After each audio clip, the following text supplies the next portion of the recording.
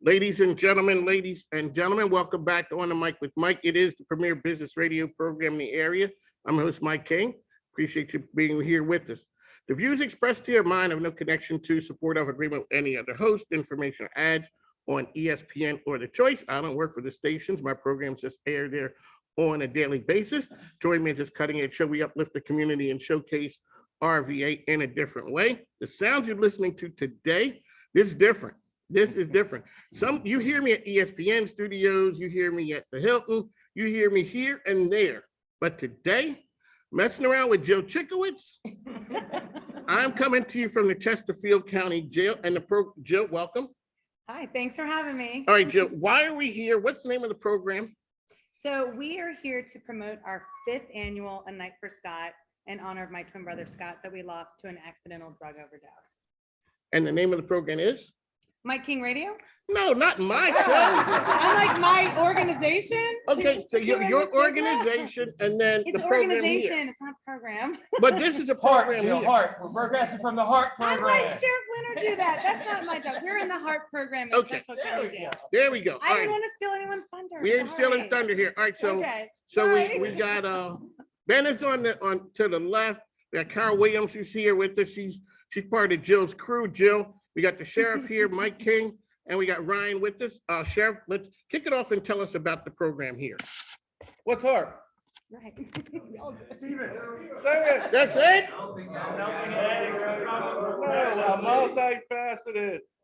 Oh my gosh, We you should have guys. rehearsed this, guys. All right, so it's up early for them too, Ryan. They were up all night watching football, but HARP is the Helping Addicts Recover Progressively program here at Chesterfield County Jail. Where we're giving people who suffer with the disease of addiction the tools they need, the skills, the abilities to make it out in the community once they get released. So it's a cutting edge program. I think it's one of a kind in the country. We have a female dorm as well. Today we're with the men right here inside Chesterfield County Jail, coming to you live. All right, Sheriff, now this is a program, everyone is talking about this, and we had a conversation before about how important this is to take away the stigma. That's one of the reasons why you personally support the Jill's program. Let's talk a little bit about what that means from a policing, law enforcement perspective. Well, I think if you take a pulse of this country nationwide, what people think addiction is and what addicts are, you're going to get a false narrative of what people's predetermined belief are based on TV, on whatever they've come to see it. What we like to do is bring these folks into the community and let the community members see what a real addict looks like or what somebody in long-term recovery looks like, because it really blows those notions away. These are people who are valued members of our society. They're your sons, your daughters, your husbands, your wives, your fathers, your mothers. They're just like any other person in this country. All righty, Jill, this is your mission. Let's talk about the start of it, A Night for Scott, the whole thing. So when I met you, you were doing things at a whole different speed. Yes. Okay, let's talk about what you're doing and how we ended up here today. So after we lost my twin brother Scott to an accidental drug overdose, he died from fentanyl toxicity.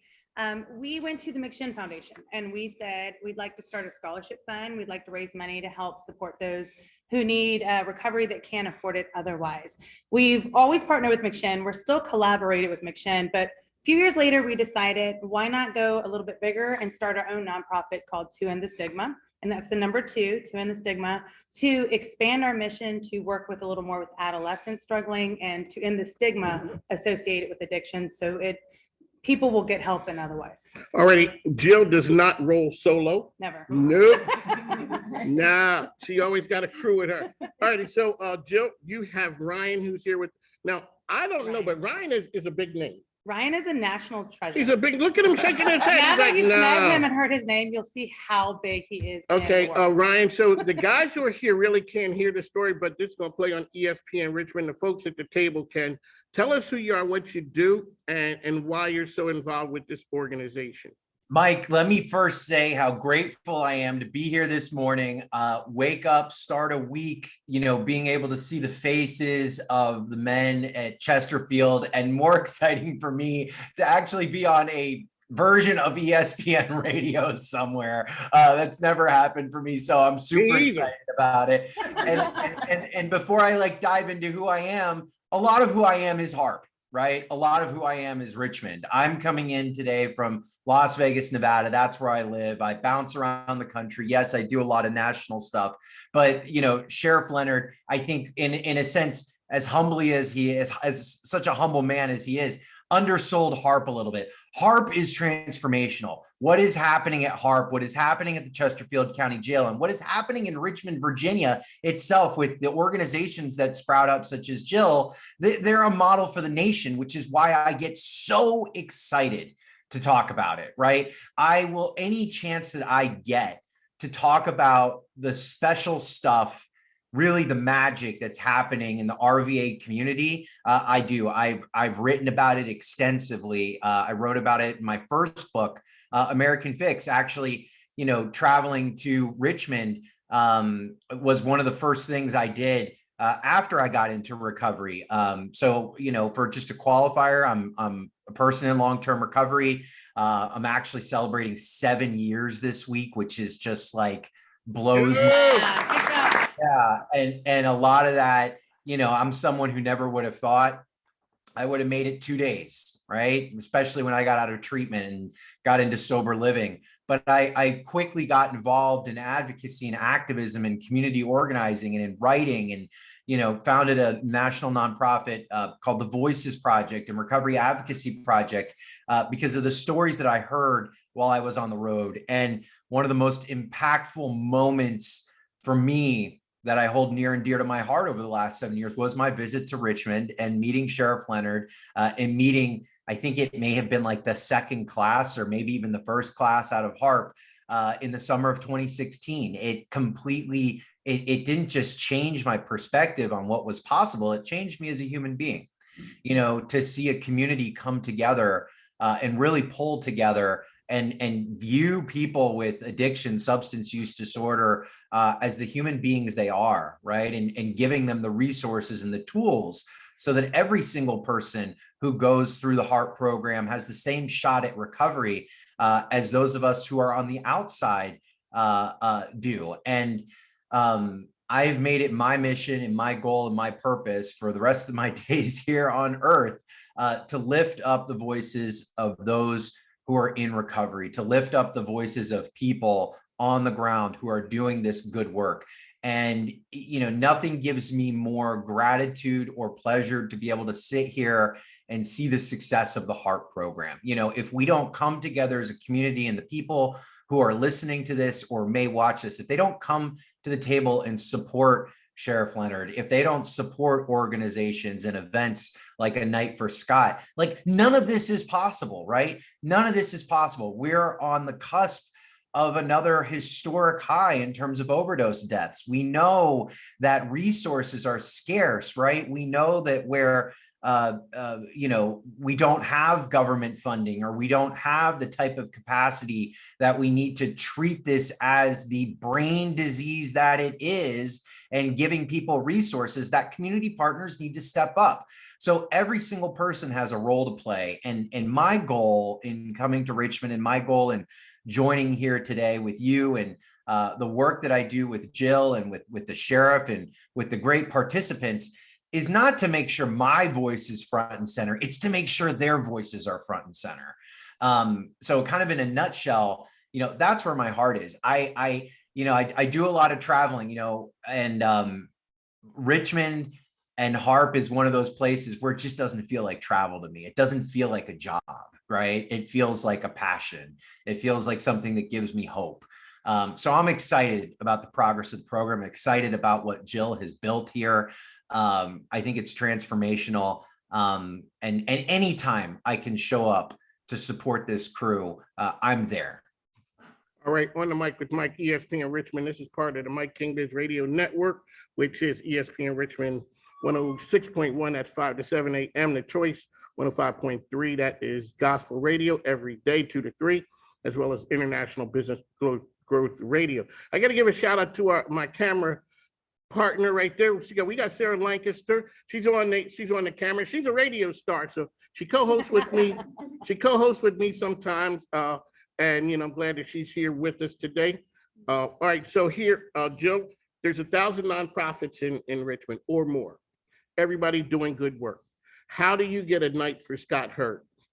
I'm kind of overwhelmed with the amount of support that we get. I think we just have an amazing group of people that support us because our organization is personal, which is like a lot, but I think they see the genuine nature of us wanting as a grassroots, nonprofit.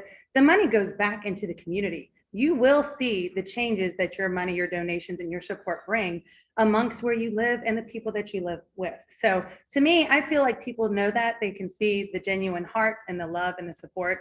And it's all for Scott, my twin brother. I wouldn't be doing this otherwise, but I'm grateful that everybody is really backing us up to end the stigma and make a difference in our community. All righty, so the lady next to you is your partner. Yes. All righty.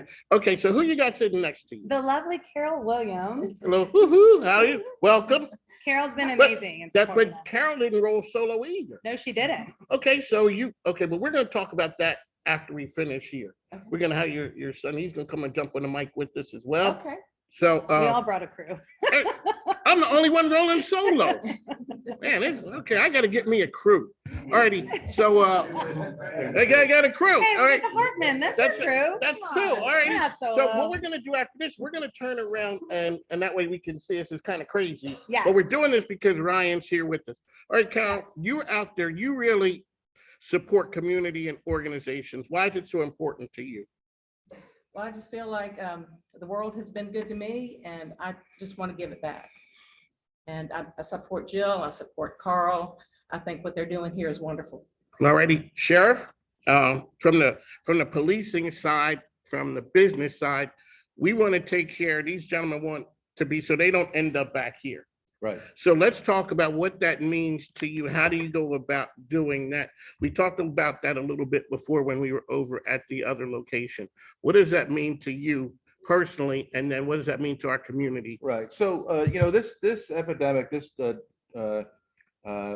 disease of addiction has been with us now in this capacity. We've seen it for about 6 years now, to where it's killing 80,000, 90,000, and last year 100,000 people died from overdoses. So, what I've said from the onset is government can't fix this. You can't put this on the back of government. This has got to be a movement throughout the country, throughout our communities. It takes all of us to fix this and make this right. I can't do it by myself. Ryan can't do it by himself. We need the help of the community, and things through like a Night for Scott to end the stigma that Jill are doing is exactly what we need in our communities to take this to the streets to start making that difference we need to make. We need 100 more Jills right here in Virginia and throughout the country.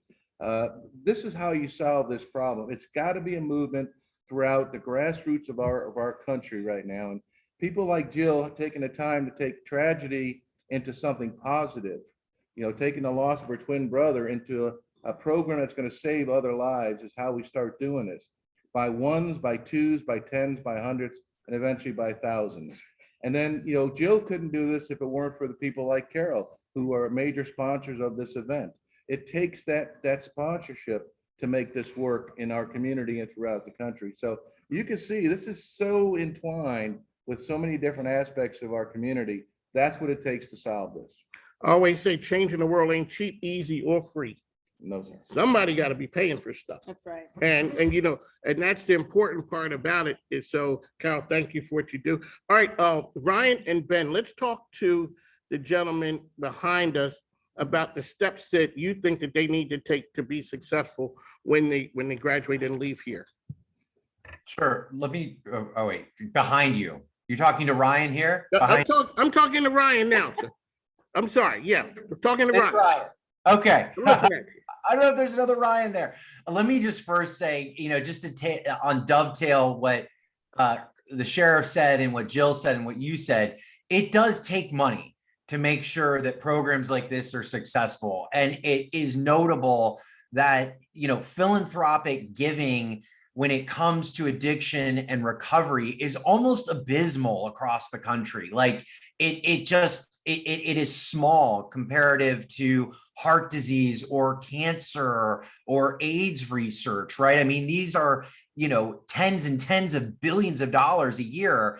And in the addiction recovery space, we would be lucky nationally, I think, to find $50 million a year in philanthropic giving. Now, I mention that though, because what Jill and what A Night for Scott is able to accomplish with the budget they have would cost other organizations 20 times the amount. So the investment in this organization as a nonprofit has, if you're a business person, and I'm sure there's many that are watching and listening, the return on your investment is clear. If you were here and could just look behind the panel speaking and see these gentlemen, that's the return on your investment. There's a real tangible human return on investment that has value to the community. So now back to your question. I'm going to talk to the gentleman behind you because they're my favorite part of this entire interview. What is it that you need to do when you get out? The most important thing is what you're doing right now, which is staying connected to your community. You can't do this alone. Like, people cannot, they can, there's less likelihood of success, but staying plugged into your community is the single most important tool that you can have when you get out. Leaning on each other when you can't lift yourself up was the most important thing to me when I walked out of treatment almost 7 years ago, right? Going to a safe, supportive recovery residence when you get out is critical, right? And I know that's something that the jail and the sheriff work so hard on. Staying close to your recovery program has got to be paramount. A lot of the values that you've learned while you're in HARP right now on, honesty, community, purpose and passion, whether, find something that you love. These are things you have to hold on to when you get back, because I know, for many of you and for folks that I talk to day in and day out, they don't feel sometimes when they're in early recovery. I didn't feel when I was in early recovery that I had anything to add to my community.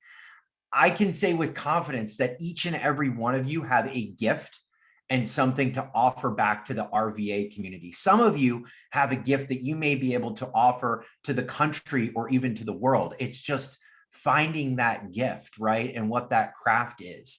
And you do that together. So if no one has told you this, and I'm sure the sheriff reminds you often, but I believe in each and every one of you, right? I believe in each and every one of you in your capacity to add to the recovery community, but also in your capacity to change people's hearts and minds, and to help the next person, who may be out there, who's looking for a sliver of hope. I think I see authors back there. I see business owners back there. I see family members and fathers back there. And it is up to you when you leave. But, it's my hope that through the work that we do together and what Jill's doing, that we'll be there to support you when you get out. Know this. You don't have to do this alone. There is an army out there when you get out there that wants to support you and lift you up, me included. I may live in Las Vegas, but I'm just a Zoom or a phone call away, and I stay in touch with tons of HARP alumni when they get out. So I'm proud of you guys. I love you guys, and I absolutely believe in each and every one of you. All right, on the mic with Mike, we got Ryan here. So Sheriff, what I'm gonna do is I'm gonna give you this file, because these guys can't get all this, and that way you'll be able to see it and show it to them. So Ben, let's talk a little bit about steps to help them with success when they get out of here.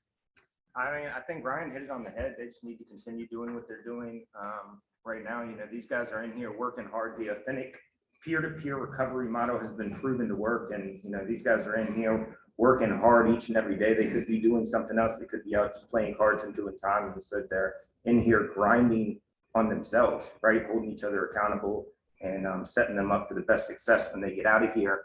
And, as far as why I am here, I'm trying to connect a face to what Jill does, right? A lot of times we donate to nonprofits and we don't know where the money is going. And I was a direct recipient of Jill's scholarship fund. I got out of another facility, another jail in 2018, and went through McShin's intensive 28-day program there. and lived in their recovery house afterwards. And it was at a point where I felt I had been in recovery before and I had failed. And it felt very hopeless at the time because to a lot of the world, I had been given my shot.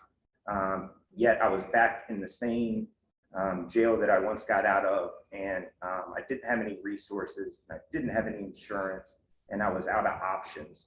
And so, I'm trying to connect the faith so that, the money that you give to A Night for Scott or to end the stigma is directly helping people. I have two beautiful girls at home,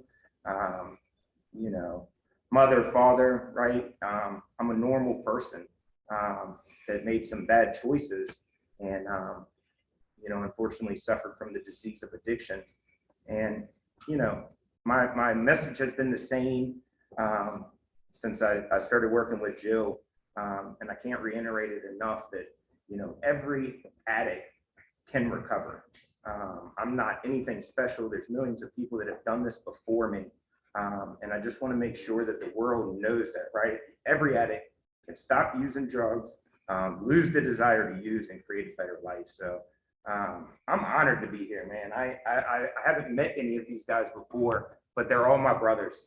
And we're all connected through learned experience in the world. And yeah, I'm honored to be here. And I got a band from them, so I'm gonna hold this tight to my heart because it means more to me than they know. Hey, I don't have a band. Yeah. That's because you're not here. Hey, you're coming in a few weeks. We'll make sure you have a band. We'll make sure you have a band when you Yeah. come in a couple weeks. All right. How can people find and support A Night for Scott? So our 5th annual Night for Scott is February 19th. It's the Hilton Short Pump. Our keynote speakers, Sheriff Carl Leonard, my friend Ryan Hampton, the awesome Ben Hebert. You can find us on To End the Stigma, the Facebook page. We do have Channel 8 is a corporate sponsor. Richmond Times is sponsored. To End the Stigma, the number 2, and you can always find Jill Chickowitz. You can locate us that way. They don't even have to look for you like that. You just put the bat signal up and Jill shows up. That's how it is when you're totally committed. All right, Sheriff, parting words for us. That's what, I watch ESPN and that's what they do, like parting words. Parting words. Okay. Yeah. Parting word. No, I just think, I appreciate everything Jill does and her drive and her ambition and turning that tragedy into something positive in our community. I've met way too many sisters, brothers, mothers, fathers, sons, daughters who lost loved ones. They all struggle with it. It's painful. The pain never goes away. Jill has taken that pain to do something very positive in the community, and I commend her for that. And this event is a fun event. Every year, it's a great event. You can come to this event, have a great time, and do positive things for your community at the same time. So I encourage everybody, come out to A Night for Scott. All right, on the mic with Mike. Mike's here, the Sheriff, Jill, here, Carol and Ben, and the cast and crew of, is it Harp? Harp. There you go. So we're gonna get a little bit more information. I'm gonna check back and let you know how these guys are doing. That's what we do here on the mic with Mike. We take care of our own. It is a social enterprise business program that believes business can help society be better. I'd like to thank the sheriff for the hospitality. Ryan, we'll see you in a couple weeks. We're gonna roll out the red carpet here in Richmond for you. Well, I mean, I think I don't have a budget for a red carpet. We'll be there with bells on. Jill has a red carpet. She has a red carpet. All right, we got to roll on the mic with Mike and run out of time. I always say the microphone ain't free, plus my grandkids need stuff. We got to grow. Thanks, Take care, Ryan. man.